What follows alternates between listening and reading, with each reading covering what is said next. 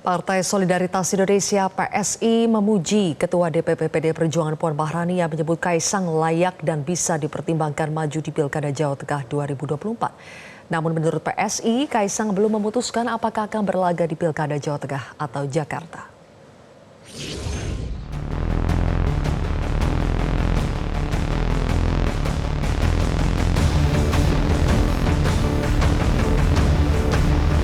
Partai Solidaritas Indonesia menyambut baik penilaian Ketua DPP PDI Perjuangan Puan Maharani yang menyebut Kaisang layak dipertimbangkan untuk maju di pemilihan gubernur Jawa Tengah. PSI menilai Puan adalah sosok politisi matang yang tak gampang baperan.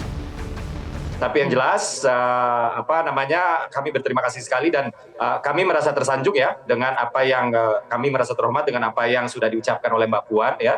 Di sini Mbak Puan memperlihatkan kematangan ya bahwa beliau bisa melihat persoalan itu secara komprehensif dan nggak baperan. Sehingga buat kami ini adalah sesuatu yang sangat baik ya yang dipertontonkan oleh Mbak Puan. Terima kasih. Wajar bila Puan menilai sosok Kaisang layak untuk mengikuti kontestasi pilkada. Terlebih secara aturan, putra bungsu Presiden Joko Widodo ini tak memiliki hambatan, khususnya soal syarat usia. Karena sejak 1 Juli 2024, aturan yang semula menyebutkan usia minimal terhitung sejak penetapan pasangan calon berubah menjadi saat pelantikan. Kebetulan pada Desember 2024, Kaisang berusia 30 tahun dan memenuhi syarat untuk mengikuti pemilihan gubernur wakil gubernur. Nggak apa-apa, bagus. Tapi kan Mas Pacul mungkin lebih ini di Jateng, tapi kok Mas Kaisang? Nggak apa-apa, bagus Kaisang.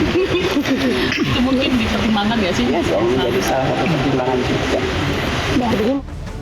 Namun karena PDI Perjuangan adalah partai pemenang di Jawa Tengah, mereka tetap mengutamakan kader sendiri untuk berlaga di Pilkada 2024.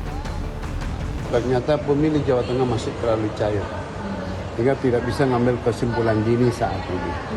Karena kalau kemudian katakanlah tertinggi, batas tertingginya berapa? Di 20-an, itu belum mengangkat untuk menjadi calon. Dari sisi pandangan kami terhadap pembacaan kami pada survei LSI. Tapi di Jateng sendiri PDP masih nyiapin nama Mas Pacul aja atau ada nama lain sih Mas sebenarnya? Banyak nama. Ada Mas Banyak nama. Ada Mas Pacul, ada Mas Hendy. Lalu seberapa besar kans Kaisang menang bila pada akhirnya ia berkontestasi di Pilkada Jawa Tengah? Analis politik Muhammad Kodari yakin kans Kaisang untuk menang sangat besar karena faktor kuatnya Jokowi Effect. Menurut saya Kaisang itu lebih visible di Jawa Tengah ketimbang di DKI Jakarta. Jadi temuan surveinya Jayadi Hanan dan kawan-kawan hanya mengkonfirmasi saja apa yang diduga oleh Mr. Q begitu. Jadi itu yang pertama ya, dia sudah dikenal. Yang kedua memang tidak bisa dipungkiri bahwa Pak Jokowi sangat populer di Jawa Tengah ya.